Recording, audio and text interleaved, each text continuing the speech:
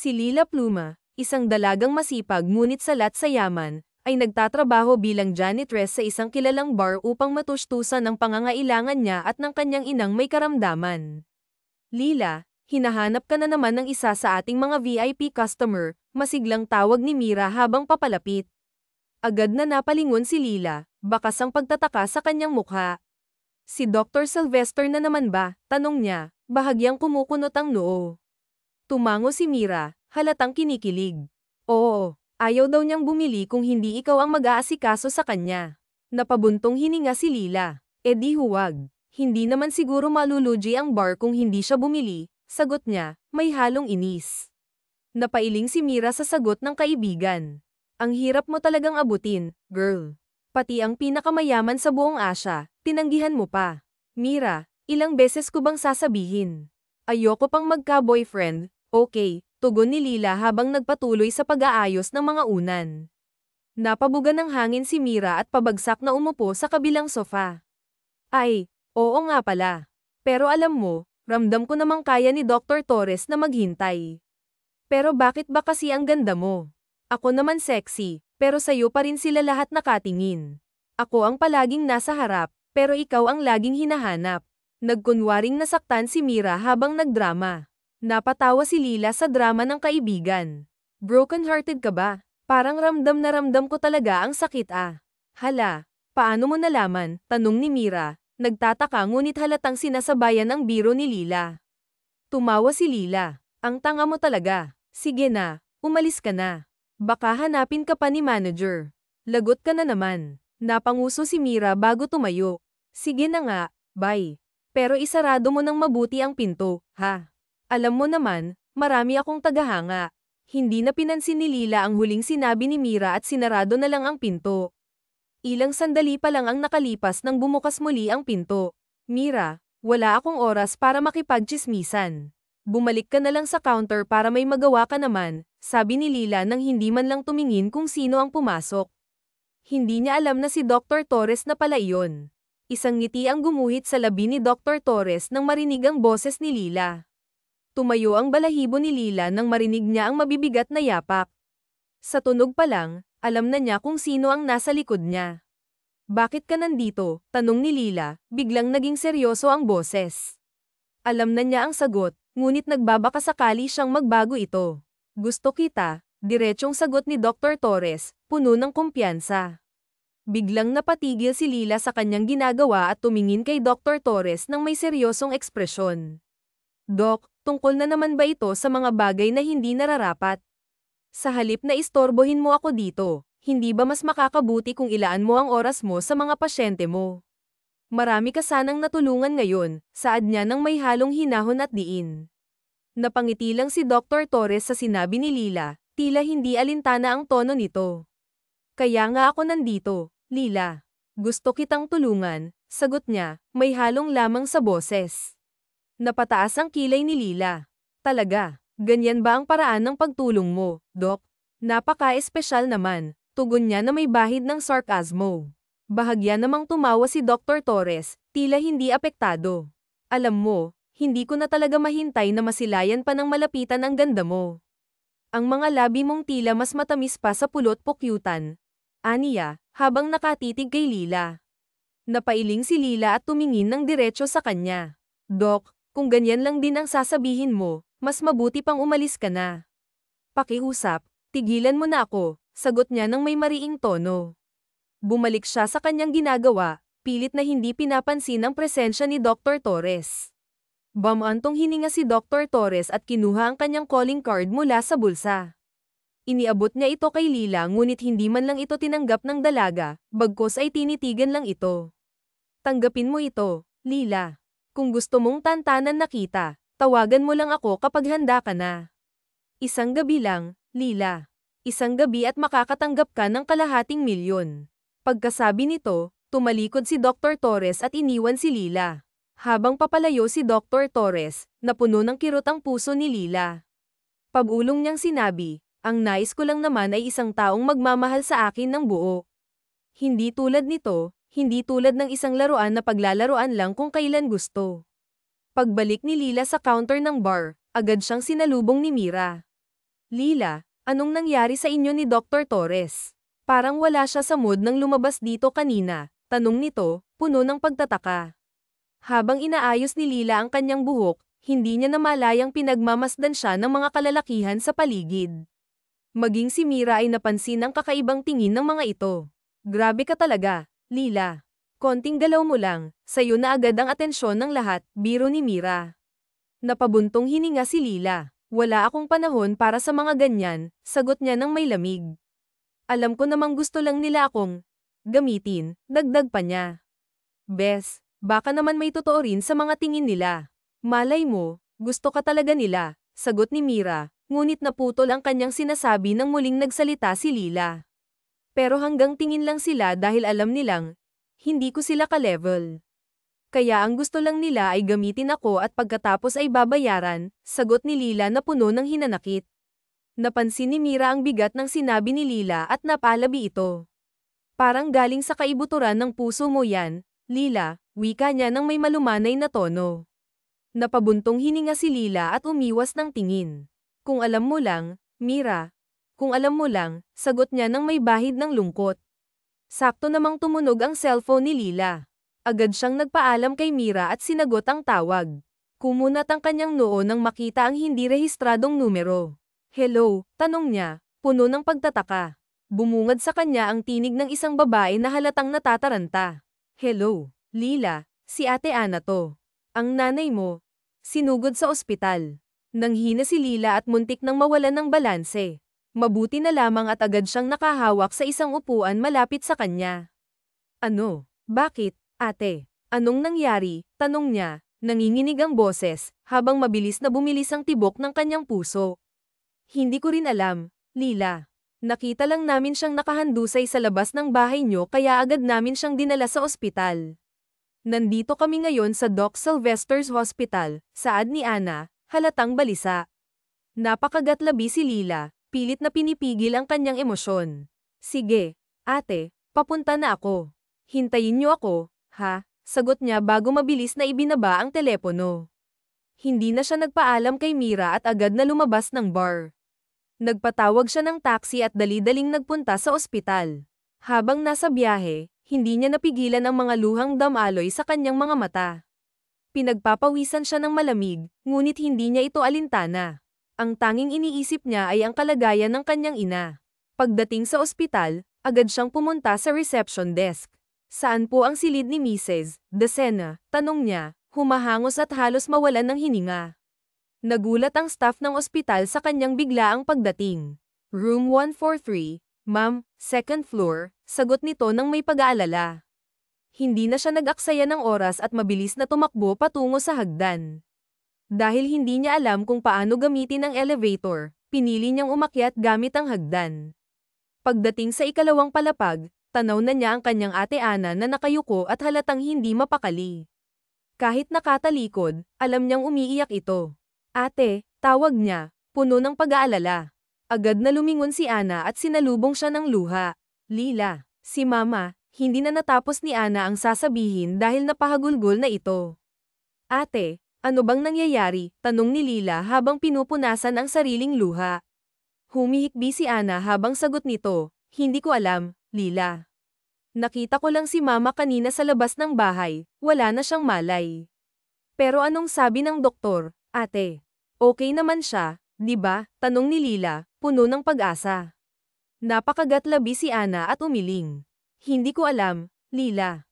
Hindi pa lumalabas ang doktor simula kanina. Halos mawalan ng lakas si Lila sa narinig. Muntik na siyang bumagsak sa sahig kung hindi siya nasalo ni Ana. Ate, hindi ko alam ang gagawin ko kapag may nangyaring masama kay Mama, sabi niya, nanginginig sa takot at pangamba. Sino po ang kasama ng pasyente? Tanong ng doktor sa kalmadong tono. Agad na napalingon sina Lila at Ana, parehong nanginginig sa kaba. Bahagyang nawalan ng balanse si Lila, ngunit mabilis siyang nahawakan sa bewang, hindi ng kanyang ate, kundi ng mismong doktor na kaharap nila. Ang doktor na ito ay si Dr. Torres, ang parehong doktor na nagsuri sa kanilang ina, at ang doktor na minsang nag-alok ng isang bagay kay Lila. Bakit ka nandito? Napag-isipan mo na ba ang alok ko? Tanong ni Dr. Torres na may bahid ng sarkasmo. Napaatras si Lila, pilit na inaayos ang sarili. Ang timpla ng kanyang mukha ay naging seryoso at mapait. Hindi ako pumunta dito para doon, Doc. Nandito ako dahil ako po ang anak ng pasyente, biglang sabat ni Ana, halatang nais iwasan ang tensyon. Mula sa mapanuksong ngiti ni Dr. Torres, biglang nagbago ang kanyang ekspresyon. Ikaw, ba't ka nandito? Hindi ba nasa bar ka lang kanina? Tanong niya kay Lila, na halatang may halong pag-usisa. Pumunta ako dito para magtrabaho, para sumagip ng buhay, gaya ng sinabi mo, sagot ni Lila habang iniwas ang tingin kay Dr. Torres. Umayos nang tayo si Dr. Torres at nagsalita ng direkta. May sakit ang mama mo. Stage 4 na lung cancer. Sir, mabilis na singit ni Ana, halatang hindi makapaniwala sa narinig. At base sa resulta kanina, baka ilang buwan na lang siyang mananatili. Ano? Nagbibiro ka lang, Doc, di ba? Sabihin mong nagbibiro ka lang, hindi mapigilan ni Lila na itaas ang kanyang boses. Halata ang gulat at galit sa kanyang mukha. Alam niyang malusog ang kanyang ina at hindi niya matanggap ang balita. Binibiro mo lang ako, di ba? Sabihin mong parte pa rin to ng alok mo, galit na kinwelyuhan ni Lila si Dr. Torres. Agad namang pinigilan ni Ana ang kapatid. Walang ekspresyon si Dr. Torres habang nakatitig kay Lila. Anong nangyayari dito, Dr. Torres? Tanong ng isang nurse na biglang sumingit sa eksena. Ngunit hindi pa rin kumalma si Lila. Imbis na sagutin ang mga tanong ni Lila, tumingin si Dr. Torres sa nurse. Natingnan ko na ang pasyente. Ipaliwanag mo na lang sa kanila ang resulta, malamig niyang sagot bago siya tuluyang umalis nang walang lingon-lingon. Habang nawawala sa kanilang paningin si Dr. Torres, unti-unting nagbago ang ekspresyon ni Lila, mula sa galit, napalitan ito ng matinding takot at pangamba. Doc, ano po ba talagang resulta ng pagsusuri? Tanong niya sa nurse, halos hindi na makapagsalita dahil sa kaba. Tinignan ng nurse ang papel at bahagyang kumunat ang kanyang noo. Halata ang gulat sa kanyang mukha. Mahilig po bang uminom ng alak ang nanay niyo? Tanong ng nurse, pilit na pinapakalma ang sarili. Hindi po, sagot ni Lila habang umiling. Naninigarilyo po ba siya? Dagdag ng nurse. Lalong hindi po, sagot muli ni Lila, nanginginig na ang boses. Napabuntong hininga ang nurse. Pasensya na po, batay sa pagsusuri, may sakit sa baga ang inyong ina, at nasa stage 4 na po ang kanyang kondisyon. Mayroon po siyang 50% na tsansa na gumaling. Ano? Sabay na tanong ni Lila at Ana, parehong hindi makapaniwala sa narinig. Dahan-daang pumasok si Lila sa silid ng ina. Bawat hakbang niya ay parang nawawalan siya ng lakas. Sa kanyang harapan, nakita niya ang isang nakakaawang figura, ang kanyang ina, nakahiga, may nakakabit na oxygen at respiratory monitor. Mahigpit niyang hinawakan ang kamay ng kanyang ina, habang paulit-ulit na nagdarasal, umaasang sana panaginip lamang ang lahat ng ito. Ngunit paulit-ulit siyang sinampal ng katotohanan. Lila, maging matatag ka gaya ng mama mo. Lakasan mo ang loob mo, buong pagmamalasakit na sinabi ni Ate Ana habang mahigpit siyang niyakap. Ilang sandali pa, dumating ang nurse na kausap nila kanina. Pasensya na po sa abala, pero nais ko lamang pong ipaalam na. Humugat ng malalim na hininga ang nurse bago nagpatuloy. Mayroon po tayong dalawang opsyon para maisalba ang pasyente. Una, maaari po natin siyang operahan. Pangalawa, gagamit tayo ng aparato upang mapahaba ang kanyang buhay. Nagkatinginan sina Ana at Lila, at tila sinasabi ng mga mata ni Ana na si Lila na ang magdesisyon. Malamlam na tumingin si Lila sa nurse at nagtanong, paano po kung aparato ang gamitin? Makakasama ko pa rin po ba ang mama ko?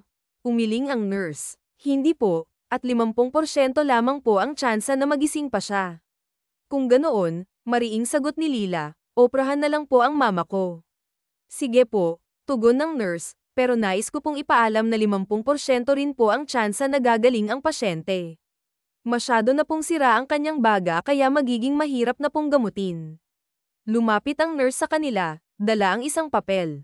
Pakilagda po ito bilang patunay na sumasang-ayon kayong operahan ang pasyente. At bago po namin simulan ang operasyon, kailangan nyo pong magbayad sa cashier para sa kabuuang bill. Bukas po ang nakaschedule na operasyon. Napatigil si Lila. Magkano po lahat ang bill? Kalahating milyon po, kasama na po ang mga pagsusuri kanina, maingat na sagot ng nurse.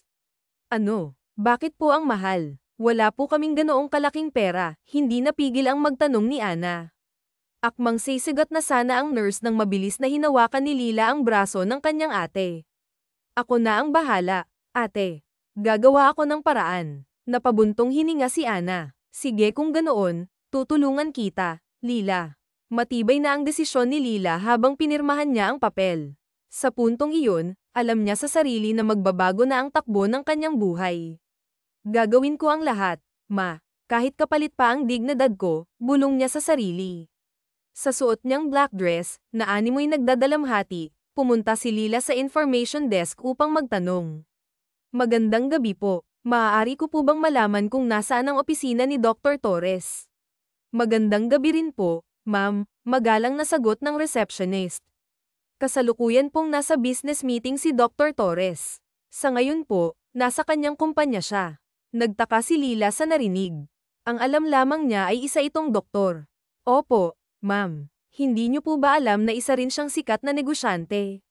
Siya po ang may-ari ng ospital na ito at may iba't ibang kumpanya rin po siyang pinapatakbo dito sa Pilipinas, pati na rin sa ibang bansa. Agad na tinignan ni Lila ang calling card na ibinigay ni Dr. Torres. Mabuti na lamang at nasa bag niya ito, kaya't mabilis niya itong nakuha.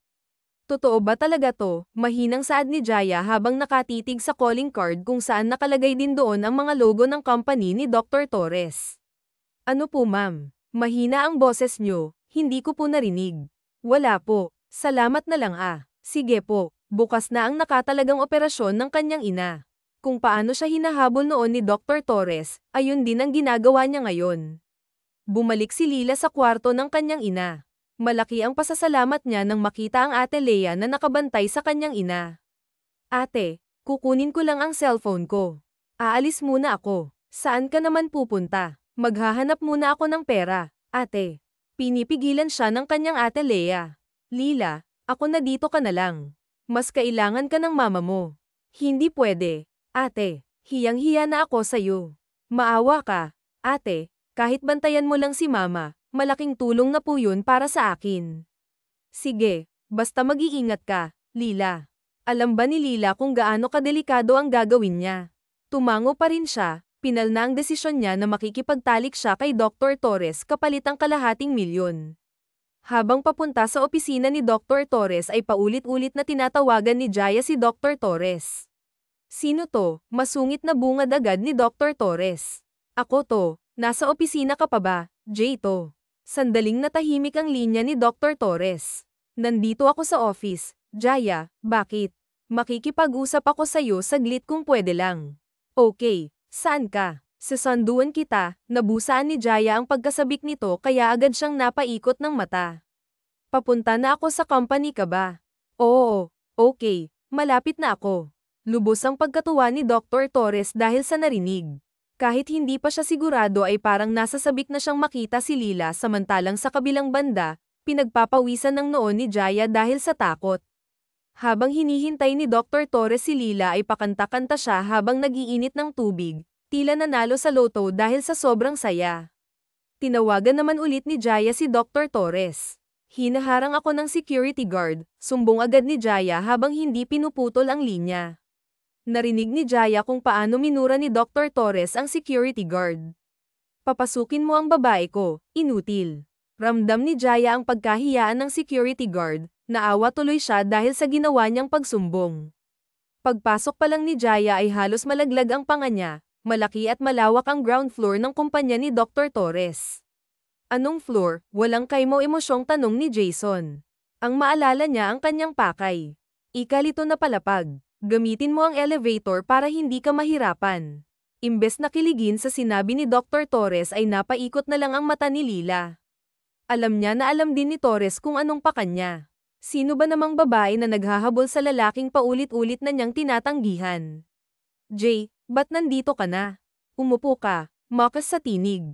Ang saya ni Dr. Torres umakto pa na parang nagulat sa pagdating kahit na alam naman ito na darating si Lila. Anong gusto mo? Kape or tsaa? Hindi na ako magpapaligoy-ligoy pa, Dr. Torres. Nandito ako para makipag-deal sa'yo tungkol sa pakikipagtalik sa akin. Napangisi at napailing na lamang si Dr. Torres dahil sa masungit na bungad sa kanya ni Lila. Kahit na hindi sumagot si Jaya ay tinitimpla na rin siya ni Dr. Torres ng tsaa bago umupo. Anong gusto mong kapalit? Gising na tanong ni Dr. Torres. Kalahating milyon para sa isang gabi, lakas loob na sabi ni Jaya. Nakita ni Jaya kung paano pinalobo ni Dr. Torres ang pisngi niya gamit ang kanyang dila na parabang nagdadalawang isip sa sinabi ni Lila.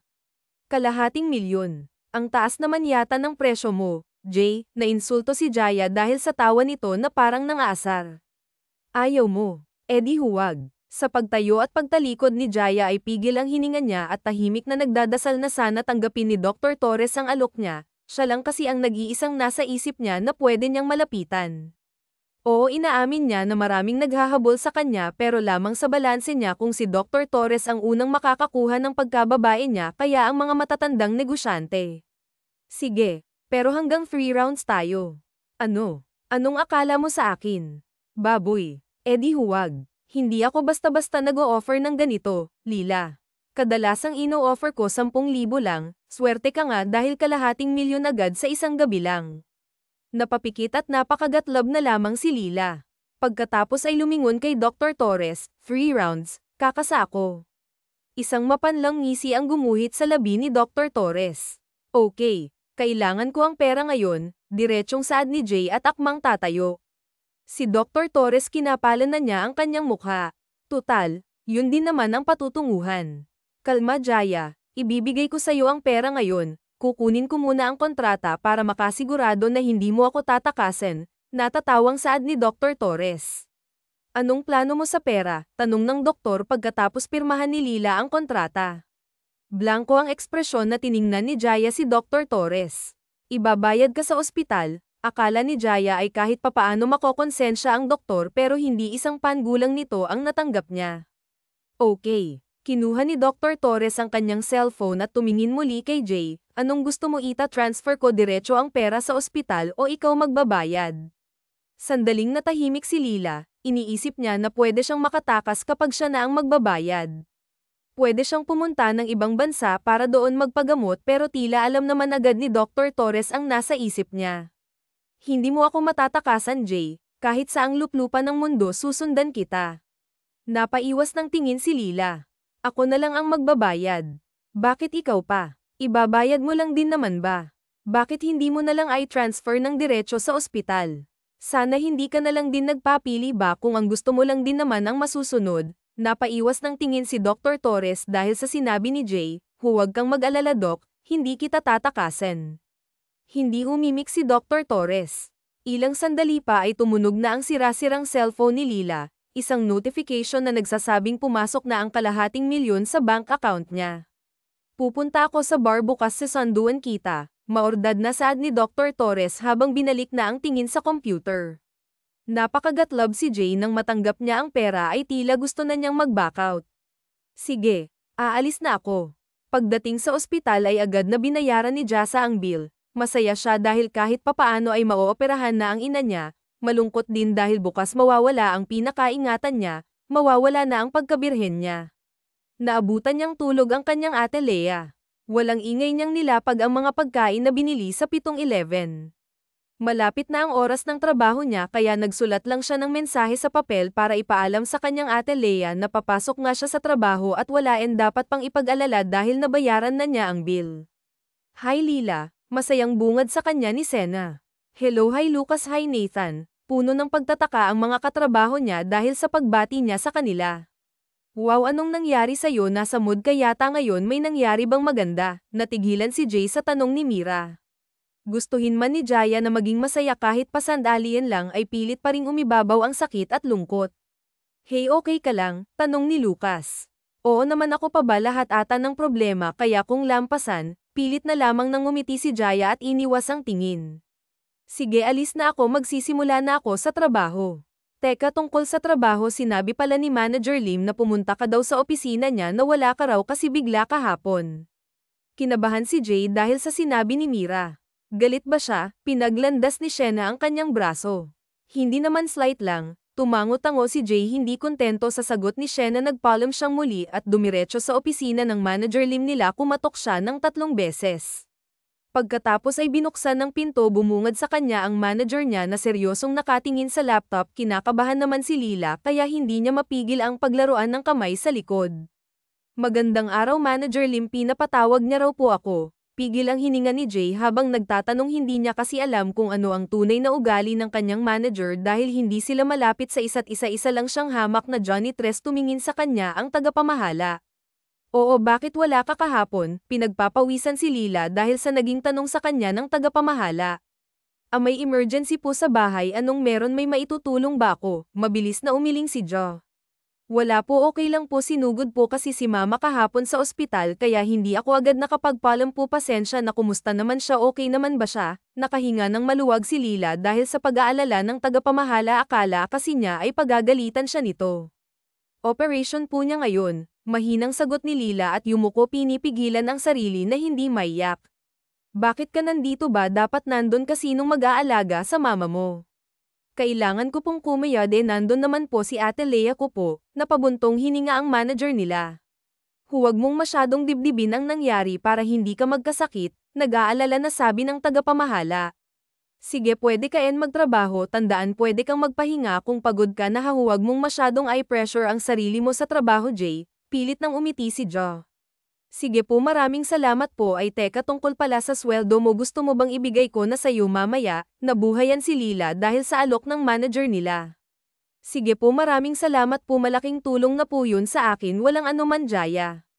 Tahimik lang na ginagawa ni Jay ang kanyang gawain hanggang sa hindi na niya namalayan na nasa pinakahuling kwarto na pala siya ni hindi siya nakaramdam ng gutom dahil ang tanging iniisip niya ay ang kanyang magulang hindi niya maiwasang mapatong sa sarili kung kumusta na ang nanay niya at kung successful ba ang operation nasa kalagitnaan siya ng pag-aayos nang biglang bumukas ang pinto sa gulat niya ay nakatitig lamang siya sa babae na mabilis na sinara ang pinto at pumasok sa isang cabinet kung saan nakalagay ang bangkumot at unan bakas sa mukha ng babae ang pagkataranta ilang sandali pa ay bumukas uli ang pinto isang lalaki naman ang pumasok na tila ba may hinahanap diretso lang ang lakad nito na tila hindi nakikita si Lila akmang bubuksan na sana ng lalaki ang cabinet kaya mabilis na nagsalita si Jo pasintabi po sir ano pong ginagawa mo kinakabahan man ay pinilit ni Jaya na magmukhang matapang sa harap ng lalaki nakahinga ng konti si Jason na makitang binitawan ng lalaki ang hawakan ng cabinet at tumingin sa kanya may nakita ka bang babaeng pumasok dito kumunat ang noon ni Jasa na parang nagtataka at umiling na parang walang alam wala po pero may narinig po akong yapa kanina parang nakasandal kasi malakas ang tunog oo sa nga saan mo narinig mabilis na tanong ng lalaki umakto si Jason na parang nag-iisip parang nasa ikatlong silid kaharap nitong kwarto ewan ko lang kung nandun pa ba mabilis na umalis ang lalaki nakahinga agad ng maluwag si Ja agad niyang sinilip ang pinto ngunit agad siyang napaitan makita kung paano isara ng lalaki ang pinto na binuksan ito sinipa-sipa na parang napipikon at mabilis na umalis nang mawala sa paningin ni Jaya ang figure ng lalaki ay agad niyang nilock ang pinto at napaupo pakiramdam niya ay parang siya pang hinahabol dahil sa kaba na nararamdaman niya nang makita ni Jay ang pagbubukas ng cabinet ay agad siyang napatayo na mangha naman si Jay sa angking ganda nito halatang mayaman dahil walang gasgas ang balat makinis at maputi pa.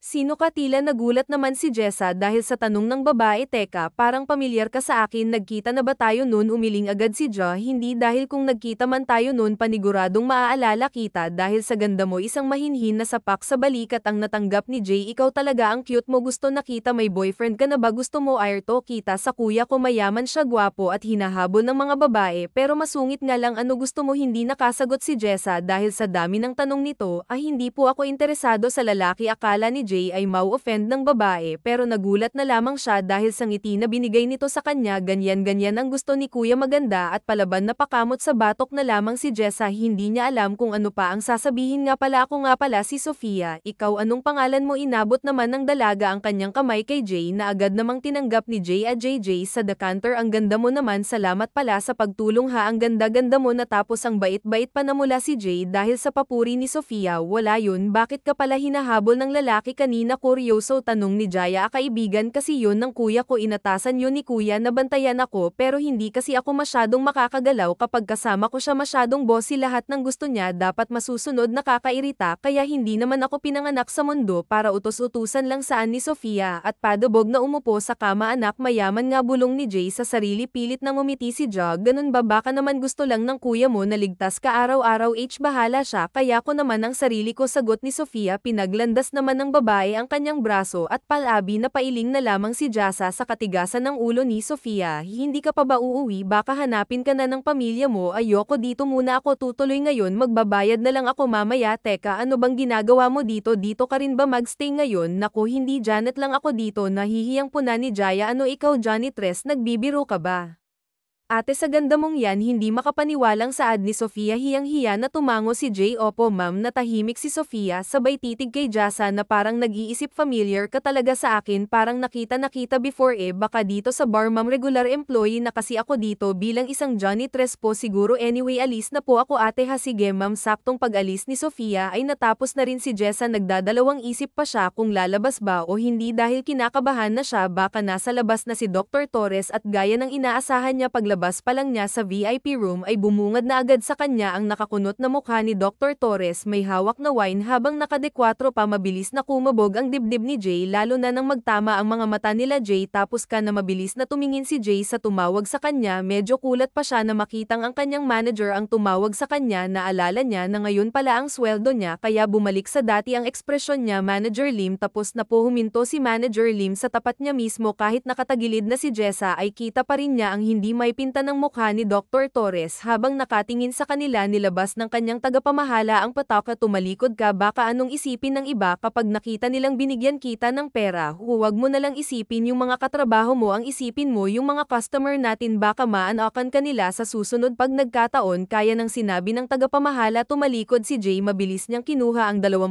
at pinasok sa bag niya, ngunit hindi pa nazarado ni Jay ang bag niya nang may magsalita sa likod niya. Binabayaran mo ba ang babae ko pare? Isang masungit na tanong mula kay Dr. Torres. Nagiging ang panga habang nakakuyom ang kamao. Tumingi naman si Manager Lim kay Jason na parang nagtatanong kung anong meron. Kahit nagtataka ay mabilis na tumango si Manager Lim. Oo pare, kailangan kasi niya ng pera. Isang malutong na suntok ang natanggap ni Manager Lim. Nagkagulo sa bar dahil doon. Langia, kabagay saw yan simula ngayon.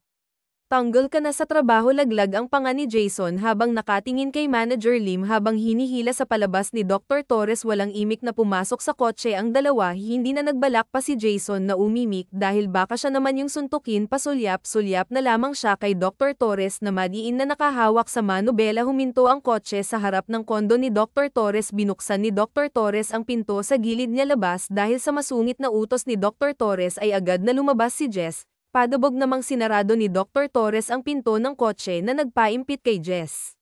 Dok, ano ba? Nasasaktan ako. Mangingiyak-ngiyak na puna ni Jaya habang pilit na tinatanggal ang kamay ni Dr. Torres na nakahawak sa kanya. Pero hindi siya nagwagi. Tumigil si Dr. Torres kaya tumigil din si Lila. Isang malalim na tingin ang pinakawalan nito.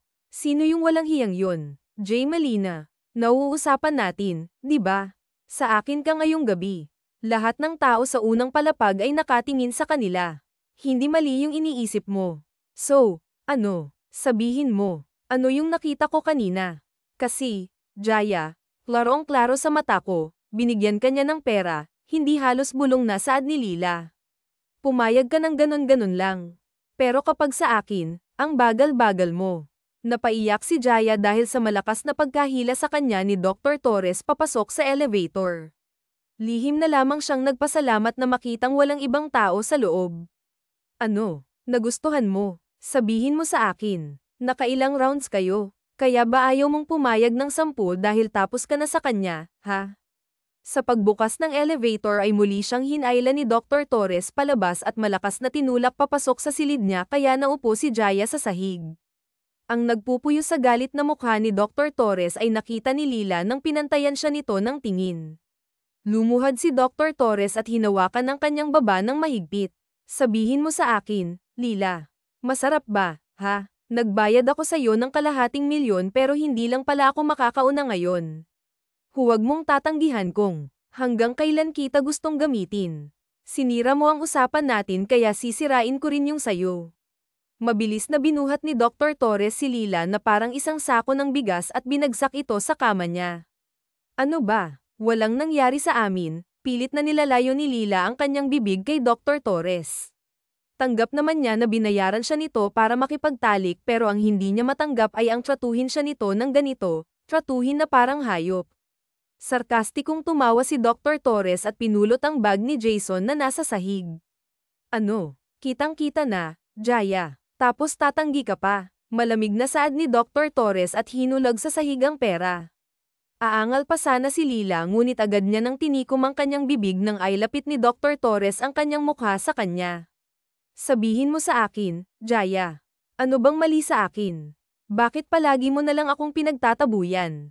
Hindi na makaimik pa si Jaya nang mabilis na inangkin ni Dr. Torres ang kanyang labi. Pasayahin mo ako, Jaya. Ipakita mo sa akin kung anong kaya mo, saad ni Dr. Torres sa gitna ng kanilang halikan. Walang ibang ginawa si Lila kundi ang umiyak. Natanggal na ang pang-itaas maging ang pang-ibabang bahagi.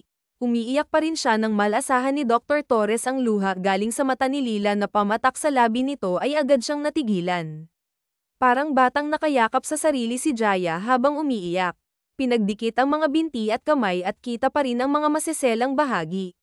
Napamura si Dr. Torres makita ang nakakaawang posisyon ni Jaya, lalo na nang makita nito ang namumulang kamay ni Jaya.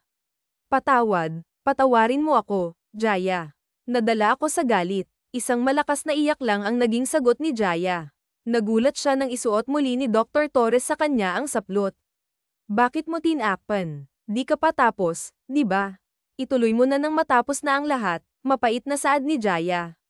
Babaguhin ko ang kondisyon. Hindi na kita gagalawin bagkos magtatrabaho ka na sa akin bilang isang katulong, pinal na saad ni Dr. Torres at lumayo kay Jaya. Napatitig lamang si Jaya kay Dr. Torres habang nag-aayos ito. Bakit? Dahil alam mong hindi na ako birhen. Yun lang ba talaga ang habol mo sa akin noon? Imbes na sagutin siya ay tumalikod lamang si Dr. Torres. Napakagatlabi na lamang si Lila para pigilin muli ang pagtulo ng luha. Nakatulog si Jaya sa kama kung saan muntik na siyang maghahasa. Nagising siya na mugto ang mata. Mabigat ang katawan ni Jaya nang lumabas sa kwarto. Bumungad sa kanya ang lalaking muntik nang kumuha ng kanyang virginity, si Dr. Torres. Handa na ang gatas sa lamesa. Inumin mo yun, utos agad ni Dr. Torres na nagbabasa ng magazine, ni hindi siya tinapunan nito ng tingin. Gaya ng inutos ng doktor, kinuha ni Jaya ang tasa ng gatas at ininom. Prente lang siyang nakaupo sa stool habang nakatitig sa likod ni Dr. Torres. Ilang sandali pa nang napagpasyahan ni Dr. Torres na basagin ang katahimikan. Tungkol kagabi, pasensya na kung pinilit kita. Gusto mang sigawan ni Jaya si Dr. Torres, hindi niya magawa. Parang may bamara sa lalamunan niya dahil parang hindi siya makasagot. Hindi na kita pipilitin. Pagsilbihan mo na lang ako hanggang sa mabayaran mo ang kalahating milyon. Anong ibig mong sabihin sa pagbabayaran? Sa anong paraan? Kinakabahang tanong ni Jaya. Hindi kagaya ng kagabi, Jaya. Huwag kang kabahan. Hindi na kita gagalawin gaya ng sinabi ko last night. Kailangan mo lang magtrabaho sa akin bilang isang katulong. Simple lang. Ipagagawa ko sa'yo, ikaw maghahanda sa mga pagkain ko sa umaga hanggang dinner. Ilang araw o taon akong magiging katulong mo? 10 araw lang, Jaya. 10 lang. Sige, sang-ayon agad ni Jaya. Gusto ko rin na umalis ka na sa bar na pinagtatrabahuan mo. Gusto kong maging matapat ka sa akin. Hindi ka pwedeng magtrabaho sa iba hanggang nasa poder kita. Dito ka rin titira sa loob ng 1 linggo. Pero nasa 2 lang ang pagpipilian mo, Lila, aangkinin kita o magtatrabaho ka sa akin. Pumili ka. Napabuntong hininga si Jaya. Sige, magtatrabaho ako sa'yo. Tumayo si Dr. Torres matapos niya ang kape niya. Kinuha nito ang coat niya at sinuot. Teka, saan ka pupunta? Sa ospital ba? Kahit natatakot pa siya kay Dr. Torres, hindi siya nagdadalawang isip na magtanong. Gusto na rin niyang makita ang ina niya at malaman kung okay lang ba ang kalagayan nito. Lumingon sa kanya si Dr. Torres. Oo, bakit? Marahan na napakagat ng labi si Lila na parang nahihiya na magsalita. Pwedeng makisakay. Pupunta din ako kay mama, bibisita ako. Okay, magbihis ka. May damit sa cabinet ko. Pumili ka na lang. Mamaya na kita bibilhan ng damit. Hihintayin kita dito. Mabilis na sumilay ang ngiti sa labi ni Lila. Wala pang 10 minuto ay tapos na siyang magbihis. Tara na, Doc. Masayang aya ni Lila na siyang ikinangiti ni Dr. Torres. Kahit papaano ay gumana ang pakiramdam niya dahil sa ginawa niya kagabi. Magandang araw, Doc. Yan ang bumungad kay Jaya sa pagpasok niya sa ospital. Nang maalala niyang kasama niya pala si Dr. Torres ay agad siyang dumistansya. Binagalan niya ang kanyang lakad nang may tumabi kay Dr. Torres na isang nurse. Maganda at professional, bagay na talagang kinaiinggit na ni Lila. Noon pa man ay gusto niya na talagang makapagtapos ng pag-aaral pero dahil kapos sa pera, pinili na lamang niya na magtrabaho para matustusan ang pangangailangan ng kanyang ina. Jaya, napatunghay agad si Jaya dahil sa pagtawag sa kanya ni Dr. Torres. Mabilis siyang tumakbo papalapit kay Dr. Torres nang maalala niyang katulong na pala siya nito. Bakit, Doc? Bakit parang kinakabahan ka? Kunot noong tanong ni Dr. Torres nang makalapit si Jaya sa tabi niya. Kasi po hindi ko pa po alam yung result ng operation ni Mama. Okay na siya, nakausap ko na ang mga nurse at doktor na nag-opera sa kanya kahapon. Nailipat na siya sa ward talaga. Salamat, Doc. Hindi mapigil ang mapayakap ni Jaya sa tuwa. Peke namang umubo si Dr. Torres habang hindi makatingin ng diretso kay Jaya. Walang anuman, Jaya. Nang mapagtanto ni Jaya na nakayakap pala siya kay Dr. Torres ay agad niya itong kinalas. Inayos naman ni Dr. Torres ang kanyang damit at peke na umubo at pagkatapos ay naglakad na ulit. I-check mo ba si Mama ngayon, Doc? Oo, siya ang una kong pupuntahan ngayon. Oh, salamat naman, makikita ko na talaga si Mama. Pwede ka rin naman doon sa silid niya magpalipas ng oras. Dalhan mo lang ako ng pagkain sa tanghali. Pagkatapos ay pwede ka nang tumambay sa silid niya. Binuksan ni Dr. Torres ang pinto at saka pumasok si Lila. Jaya, isang mahigpit na yakap ang sumalubong kay Jaya galing sa kanyang ate Ana. Tahimik na lamang na tinitignan ni Dr. Torres ang sitwasyon ng ina ni Jaya habang pasulyap-sulyap kay Jaya. Jaya, sobrang kinabahan talaga ako kahapon. Akala ko hindi maooperahan si ate. Buti na lamang sinabi ng doktor na bayad na daw. Saan ka ba kumuha ng pera? Bago pa makapagsalita si Lila ay sumingit na si Dr. Torres. Pasintabi po muna, ma'am. Gusto ko lang po sabihin sa inyo na pakibantayan po lamang ng maigi ang pasyente. Baka bukas o makalawa majay gising na siya. Tumango-tango si Jaya.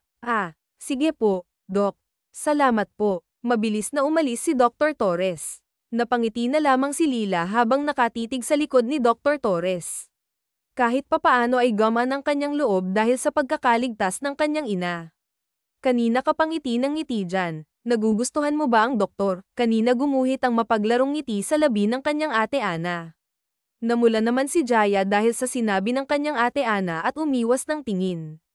Hindi Sus, bakit ganyan ang ngiti mo? Para kang nanalo sa loto. Sobra pa dyan, ate. Lubos talaga akong natutuwa dahil sa matagumpay na operasyon ni Mama kahapon. Napaayos ng upo ang kanyang ate Ana at napatitig sa kanyang ina.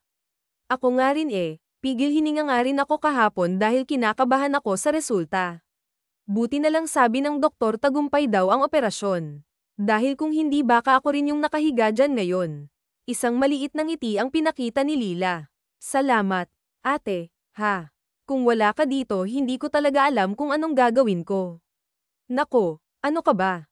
Huwag na tayong magdrama dito baka pareho tayong maiyak. Natatawang saad ng kanyang ate Ana at niyakap siya.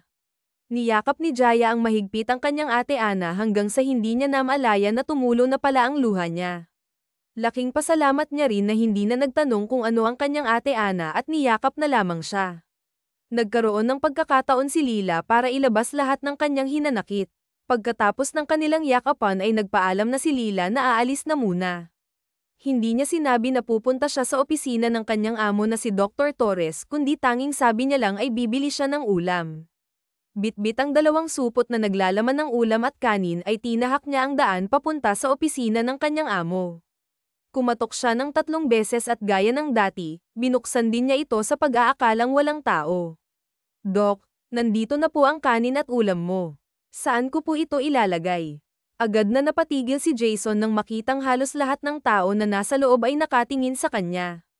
Napagtanto niya na may meeting pala na nangyayari. Sorry, mabilis na yumuko si Jaya at akmang aalis na para makawala sa hiya nang bigla siyang tinawag ni Dr. Torres. Come here, Jaya. Put my lunch on the table. Gaya ng utos ni Dr. Torres, sinunod ito ni Jaya. Ramdam niya ang mainit na titig ng mga tao sa paligid habang naglalakad siya papalapit sa mesa ni Dr. Torres. Anong nangyari sa pasyente na nakakonfine sa room 12, Joyce, pagpapatuloy ni Dr. Torres sa naudlot niyang tanong sa kanyang mga empleyado. Tahimik na lamang na nilapag ni Jaya ang bag para makaiwas sa disturbo. Okay na po, Doc. Baka sa susunod na araw ay pwede na siyang makauwi. Mabuti na lang at madali lang naka-recover ang katawan niya at hindi nagkaroon ng trauma sa nangyari. Mabuti naman. Hanggang dito na lang muna ang pagpupulong natin ngayon. Oras na ng tanghalian kaya kumain na kayo. Rinig ni Lila ang ingay ng upuan sa pagtayo ni Dr. Torres. Umayos siya ng tayo at saka tumalikod para sana umalis ngunit bumungad agad sa kanya si Dr. Torres. Saan ka pupunta? Hindi ka kakain ng tanghalian. Umiling si Jaya. Hindi na po, Doc. Sa kwarto ni Mama na lang ako kakain po. Rinig ni Jaya ang pagsarado ng pinto kaya naman agad siyang napalingon doon. Sige, Doc. Alis na po ako. Palam niya nang makitang wala na ang mga kamitin niya kanina. Kumain ka muna. Nakakahiya naman kung ako lang ang kumain eh. Ikaw pa naman ang bumili.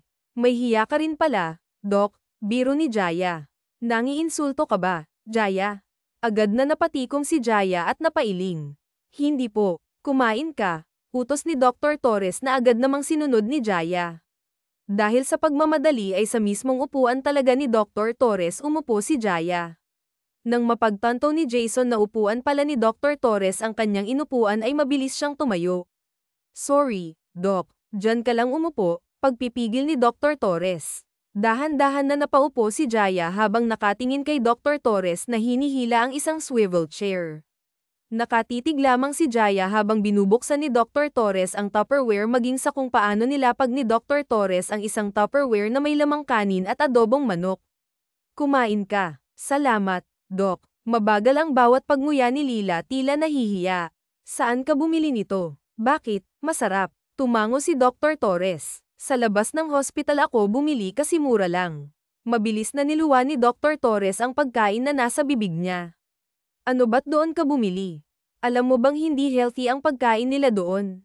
Owa ka naman, Doc. Paano mo naman nasabi na hindi healthy kung hindi mo pa natikman? At saka mas mura, di ba Doc? Kahit na, sana sinabi mo. Ako, may pera akong dala dito. Doc, pagkain pa rin naman yan kaya kumain ka na, saad ni Jaya habang sumusubo pa rin. Tapos na ako, baka tataba pa ako dahil dyan. Wow, ngayon ka lang kakain nito. Doc, tapos tataba agad. Nakakalimutan mo yata na isa akong doktor, Jaya.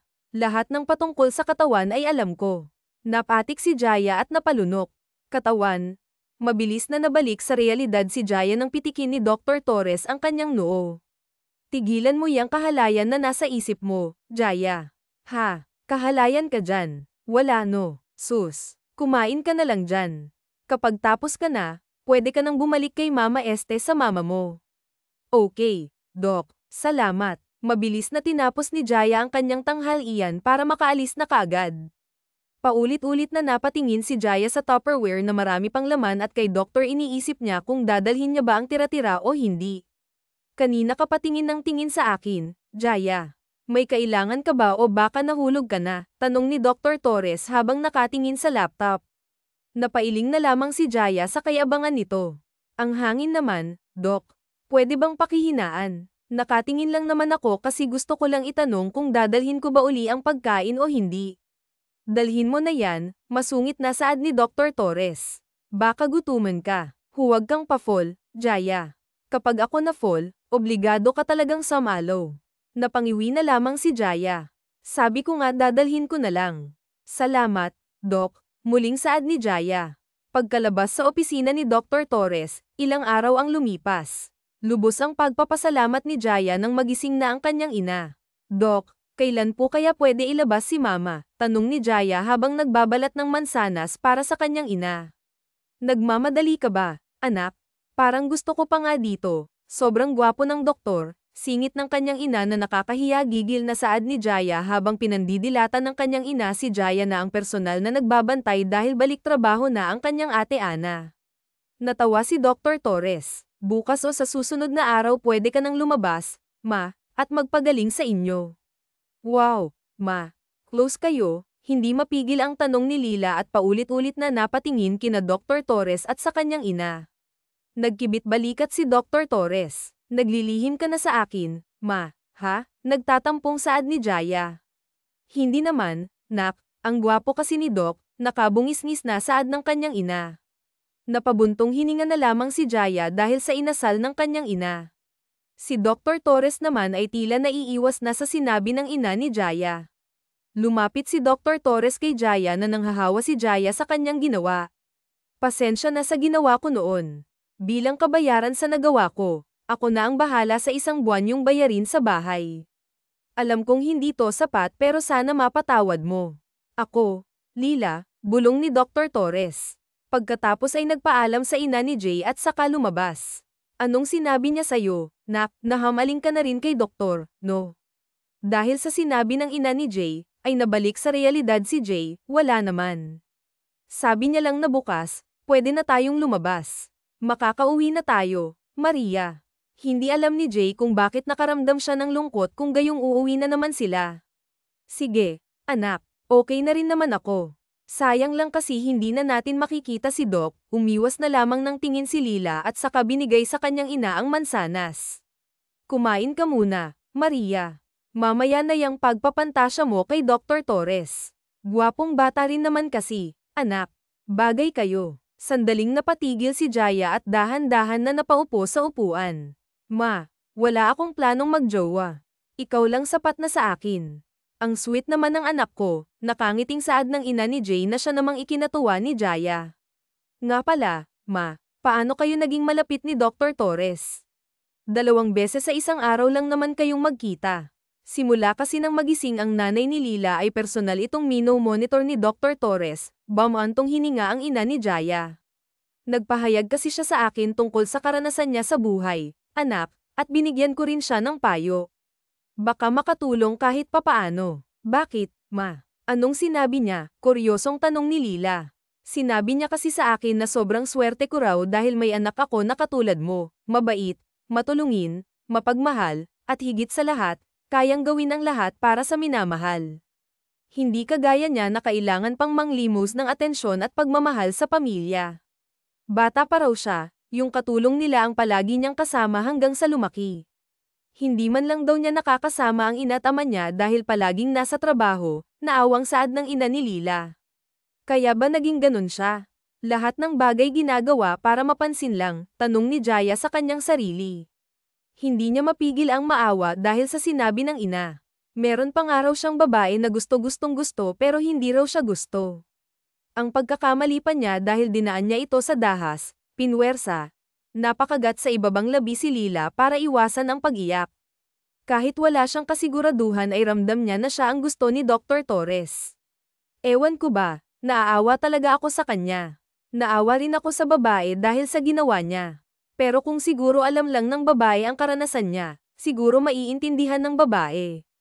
Aalis muna ako, Maria. Mag-curl lang ako. Mabilis na lumabas si Lila sa silid bago pa tumulo ang kanyang luha. Saktong paglabas niya ay ang pagtulo ng kanyang luha. Lakad-takbo ang ginawa ni Lila habang tinatahak ang daan papunta sa CR. Nakayuko pa habang umiiyak. Pagpasok niya sa loob ay sa kanya binuhos lahat ng luha na kanyang pinipigilan. Umiiyak at humagulgol mag-isa sa loob ng CR. Biktima man si Lila sa panghaharas ay hindi niya maiwasang masaktan lalo na sa mga panahong ilang beses niyang tinanggihan ang taong tanging gusto lang naman talaga ay pagmamahal at atensyon. Kinabukasan ay mabigat ang dibdib ni Jay habang nagtutupi sa mga gamit sa silid ng kanyang ina. Sinadya niya pang bagalan ang kilos niya, nagbabaka sakali na baka pumasok ang pinakahihintay niya, si Dr. Torres. Anak, hindi ka pa ba tapos dyan? Mabilis na napatingin si Jay sa kanyang ina na nakaupo sa kama at bihis na. Pilit na ngumiti si Lila. Konti na lang to, Maria. Ilang sandali ay may pumihit sa serador ng pinto. Agad na nabuhayan ang loob si Lila, handa na sana ang kanyang ngiti ngunit agad na napawi nang makitang nurse pala ang pumasok. Magandang araw, nurse, bati ni Lila at ng kanyang ina sa nurse. Magandang araw din sa inyo. Nandito lang ako para ipaalam sa inyo na kung kailangan nyo ng masasakyan pauwi, meron po tayong libreng sakay pauwi, Along handog po ng may-ari ng ospital dahil kaarawan niya ngayon. Talaga po, nakakatuwa naman. Paabi na lang po na maraming salamat, naway bigyan pa siya ng mataas na buhay ng Panginoon, saad ng ina ni Jaya na walang kamalay-malay na si Dr. Torres ang may-ari ng ospital. Miss, okay ka lang, nagulat ng bahagya si Jay dahil sa marahan na pagtapik ng nurse sa kanyang balikat. Wala sa oras na lamang na napatango si Jaya. Opo, pakisabi na lang po na salamat sa kanya, ngumiti ang nurse. Sige po, aalis na po ako, ma'am. Salamat. Hindi mapigil ang mapaisip ni Lila tungkol kay Dr. Torres, kung sino ang kasama nito sa kanyang kaarawan, kung masaya ba siya at kung okay lang ba siya. Isang malalim na buntong hininga na lamang ang pinakawalan ni Jaya. Ma, alis na muna ako saglit ha. Hintayin mo ako dito. Babalik ako, pangako. Hindi na hinintay pa ni Jaya ang sagot ng kanyang ina at agad nang lumabas. Lakad-takbo siyang papunta sa isang malapit na cake house. Bumili siya ng cake kahit namumurahin. Wala siyang paki kung sakaling hindi tatanggapin ni Dr. Torres ang cake. Ang tanging gusto lang niya ay kahit sandali, mawala ang lungkot nito. Tagaktak ang pawis ni Lila na tumigil sa harap ng pinto. Bumuga siya ng hangin, inayos ang sarili bago kumatok ng 3 beses. Nang walang nagsalita ay binuksan niya ang pinto, pumasok siya sa loob. Tinatago sa likod niya ang cake. Sorry, bulalas ni Jaya na makitang may kausap si Dr. Torres. Mukhang nagkakamabutihan pa dahil nakangiti si Dr. Torres. Hindi mapigilan ni Lila na mainis. Pakiramdam niya ay niloloko lang siya ni Dr. Torres. Wala raw nagmamahal pero mukha namang nag-iibigan. Mula sa ngiti ay napalitan ng blankong ekspresyon ang mukha ni Dr. Torres. Ang babae naman ay nakataas ang kilay, tinitignan si Lila mula ulo hanggang paa na siyang ikinela ni Lila. Anong ginagawa mo dito? Naramdaman ni Jay ang pagkadisgusto ni Dr. Torres sa presensya niya kaya napaiwas na lamang siya ng tingin, pinipigilan ang sarili na maiyak. Ah, wala. May itatanong sana ako pero mukhang busy ka. Di bale na lang. Salamat. Handa na sanang umatras si Lila para makalabas ng magsalita ulit si Dr. Torres, lumabas ka na. Gustong maiyak ni Jay dahil sa sinabi nito, para siyang ang aso na pinagtatabuyan. Umalis ka na, Jasmine. May bisita ako. Napatigil si Jay at napatingala. Saktong pagtingin niya ay tumingin din si Dr. Torres sa kanya na seryoso. Kita niya ang paglabas ng babae at nagpapadyak na tumayo. IH. Nakakainis naman. Basta yung sinabi ko, sauha. Huwag mong kalimutan. Hindi sumagot si Dr. Torres, nakatitig lang ito kay Lila na nakatitig din sa kanya. Nang makalabas ang babae ay tumayo si Dr. Torres, agad namang napaatras si Lila, tila gustong matakas sa posibleng mangyaring kahihiyan. Ba't ka nandito? Tanong ng doktor habang papalapit ito kay Jay. Babatiin lang sana kita ng happy birthday, nauutal na saad ni Jaya at nakahawak ng mahigpit sa sinulid na nakatali sa box ng cake. Agad na sumilay ang ngiti ni Dr. Torres. Salamat, Jay. Isa mabilis na hinawakan ng doktor ang panga ni Jay at saka nakipagtitigan. Paulit-ulit na napalunok si Jay dahil sa lalim ng titig sa kanya ng doktor. Umatras ng konti si Jay at umiwas ng tingin. Walang anuman, Dok. Sige, aalis na. Mabilis na pinutol ng doktor si Jay gamit ang kanyang bibig. Dahil sa mapang-akit na galawan ni Dr. Torres ay nabitawan ni Jay ang cake at napahawak sa likod ni Dr. Torres. Hindi mapigilan ang ungol ni Jo. Ang sarap ng labi mo, Lila. Sa akin na to, diba? Sa akin lang at hindi na pwede sa iba, mariing na saad ni Dr. Torres sa gitna ng kanilang halik. Sagot, oo, sauna, Dok. Mabilis na sagot ni Jay nang kagatin ng doktora ang kanyang labi. Matapos ang mainit nilang halik at hiyang-hiya si Jo habang naghahabol ng hininga habang ang doktor ay pangiti-ngiti na parang nanalo sa loto. God, hindi ko lubos akalain na mahahagkan kita sa mismong araw ko. Jaya, ang taong pinakamamahal ko nahagkan ko na. Isang mahigpit na yakap ang natanggap ni Jay. Mahal kita, Jaya.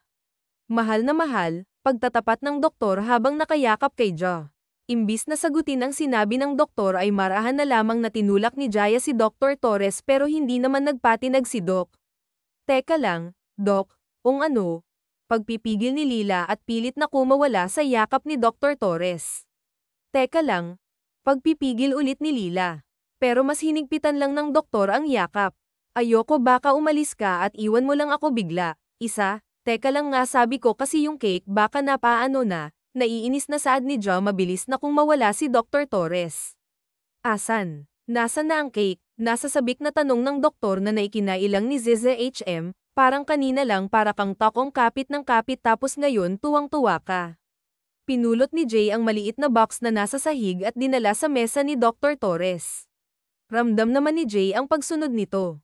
Hey, ano yan? Tanong ng doktor. Hindi naman kasi halata na cake ang nasa loob dahil simple lang ang box.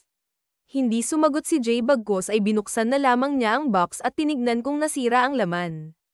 Nakahinga siya ng maluwag na makitang designs lang ang nasira at hindi ang lettering. Happy birthday, Torres, basa ni Dr. Torres. Uminit ang paligid dahil sa pagtama ng hininga ng doktor sa leeg ni Jisa. Nasa likod kasi ito na parang nakadungaw sa cake, nakatukod sa mesa para bang na-corner si Jaya. Salamat Jaya, masaya na ang kaarawan ko dahil nandito ka. Sa pangalawang pagkakataon hinalikan ng doktora ang dalaga ng mabilis. Nakadalawa ka na ha, pwedeng may pangatlo. Ang sarap kasi. Manligaw ka muna. Talaga papayagan mo akong manligaw. Hindi ka nagalit sa akin. Ba't naman ako magagalit dahil sa nangyari noon? Kinalimutan ko na yun, Doc. Si Lord nga kayang magpatawad. Ako pa kaya? Maraming salamat, Jisa. Pangako, kapag naging tayo, mamahalin din kita habang buhay, aalagaan at iingatan. Araw at buwan ang lumipas, hindi na natiis pa ni Lila na hindi sagutan ng taong araw-araw pa na nagpaparamdam sa kanya na siya'y mahalaga. Maski ang ina ni Jaya ay boto rin sa doktor. Sa katunayan ay palagi nitong iniimbitahan na pumunta sa kanilang bahay kahit walang okasyon. Mahal, naglalaba ka na naman.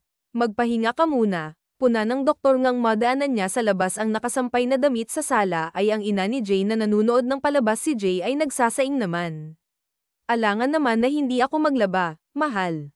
Ano na lang yung susuotan natin? Ilang araw na rin kasing hindi umuwi si Dr. Torres sa kanyang kondo dahil palagi siyang pinipigilan ng ina ni Jasa na umuwi tuwang-tuwa naman ang doktor. Napasimangot si Dr. Torres, sabi ko magpapalaban na lang tayo sa kapitbahay magbabayad naman tayo mahal naman, anong silbi ko kung hindi ako maglalaba? Isang malalim na buntong hininga ang pinakawalan ng doktor at saka hinalikan sa noo si Lila. Panalo ka na, mahal. Basta huwag mong pagurin masyadong sarili mo, okay?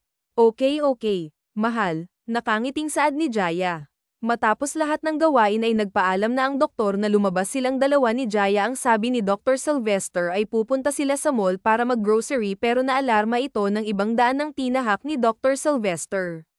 Bakit tayo nandito, mahal? Kinakabahang tanong ni Lila. Puro matataas na kahoy at mga patay na dahon sa daan kasi ang nakikita niya. Malalaman mo rin mahal. Nanayo ang balahibo ni Ja takot man ay pilit niya pa ring nilalabanan parang nabunutan ng tinig si Jaya na makitang paunti-unti nang lumiwanag ang paligid hanggang sa huminto ang sasakyan sa isang malawak na lupain kung saan puro bulaklak ang nakatanim. Laglag ang panga ni Jais na lumabas ng kotse. Wow, ang ganda. Mas maganda ka pa rin dyan, mahal, hirit ng doktor na ikinapula ni Lila. Iginiya ni Dr. Torres papunta sa mga bulaklak. Magkahawak ang kamay habang ang isang kamay ni Jay ay hinahayaan na lumapat sa bawat bulaklak na kanilang nadadaanan. Hindi maiwasan ni Jaya na mamangha noon pa man kasi ay pangarap niyang makahawak ng tulip na iba-iba ang kulay ngayon ay natupad na. Bagay sa iyo mahal, komento ni Dr. Torres. Pagkatapos nitong ipitin ang bulaklak sa gilid ng tenga ni Jay huminto si Jay at mabilis na pumitas ng bulaklak pagkatapos ay tumingkayad para ilagay din sa tenga ng doktor ang taas mo na kasimangot na saad ni John nang yumuko si Dr. Torres para maabot ang tenga nito. Tumawa si Dr. Torres. Huwag kang mag-alala mahal, handa naman akong luhuran at yukuan ka. Agad na namula si Jessa iba kasi ang pumasok sa isip niya. Ano ba yan pre, magpo-propose ka ba o hindi? Kanina pa kami nilalanggam dito. Gulat na napalingon si Jay sa nagsalita. Mas nagulat siya na makita ang lahat ng kaibigan ng doktor nang pumasok sa isip lahat ng sinabi ng kaibigan ni Dr. Torres kay Jay ay agad na napalingon si Jaya kay Dr. Torres. Bago pa siya makapagsalita ay inunahan na siya ni Dr. Torres. Mahal, alam kong masyadong madali ang lahat pero hindi ko kaya kung papatagalin ko pa. Ilang taon din akong naghintay, siguro oras na maging akin ka talaga. Huminga ng malalim ang doktor. Mahal, will you marry me? Hindi mapigil ang mapaluhan ni Jessa ang ingay ng paputok at iba't ibang dust na hinulog mula sa itaas ay maganda ngunit walaen mas gaganda pa sa sinabi ng doktor sa kanya noon pa man kasi ito na ang gusto ni Jessa ang seryosohin siya yung jowa na kaya siyang ipaglaban at panindigan. Oo naman mahal papakasalan kita. Napayakap ng mahigpit si Dr. Torres habang sumigaw ng yes hindi na lamang mapigil ang mapangiti ni Jessa hindi niya lubos akalain na ang taong pinakaayaw niya ay siya rin palang papakasalan niya 5 taon na ang lumipas matapos ang tal ay agad na bumukod si Jessa. Mamami anong oras darating si Daddy nakasimangot na ang anak nilang si Leo dahil nabuburo na sa kakahintay sa kanyang ama si Dr. Torres. Teka lang anak tatawagan ko lang si Daddy okay mommy, lubos na ipinagpasalamat ni Jason na nagkaroon siya ng anak na maintindihin mula sa ulo hanggang paa ay copy ang kopya ang kanyang ama akmang pipindutin na sana ni Jay ang call button sa kanyang cellphone nang bumukas ang main door bumungad doon ang taong kanilang hinihintay. Daddy mabilis na tumakbo ang kanilang anak papunta sa daddy niya na pailing na lamang si Jessa dahil parang tuko kung makakapit ang kanilang anak sa kanyang ama. Hi baby kumusta kayo dito? Hindi mo ba pinasakit ang ulo ni mommy? Hinalikan ni Dr. Torres ang noon ng kanyang anak. Hi daddy nagpapakabait po ako dito palagi kasi mahal ko po kayong dalawa. Napangiti na lamang silang dalawa sa sinabi ng kanila ang anak kaya ni minsan ay hindi pa sila nag-away dahil sa kanilang anak mabuti anak mahal ka ni mommy at daddy palagi sinalubong ni Jessa si Dr. Torres ng hali mahal ka rin ni mommy daddy ikaw lang Dr. Torres nakangiting saad ni Jay sa kanyang asawa mahal din kita mommy at mamahalin pa kita hanggang sa huling hininga wakas.